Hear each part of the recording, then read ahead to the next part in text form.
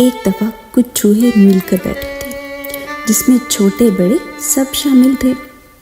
वो बहुत परेशान दिखाई देते थे। एक ने कहा, आजकल बिल्ली ने बहुत तंग कर रखा है। दूसरे ने कहा, बात सच है, वो हमें बहुत परेशान करती है।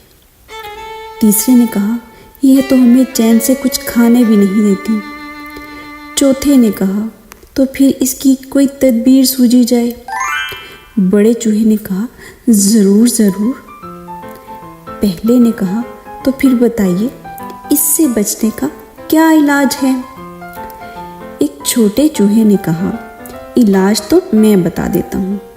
बिल्ली के गले में एक घंटी बांध दी जाए। जब बिल्ली आएगी तो घंटी की आवाज़ से हम सबको खबर हो जाएगी और हम सब अपने अपने बिलों में जा छुपेंगे। सब चूहों ने छोटे चूहे की तदबीर को बहुत पसंद किया। एक ने कहा, तदबीर तो बड़ी अच्छी है। दूसरे ने कहा, सच में तदबीर तो बड़ी अच्छी है। छोटा चूहा बोला, मैं अभी कहीं ना कहीं से घंटी ढूंढ कर लाता हूँ।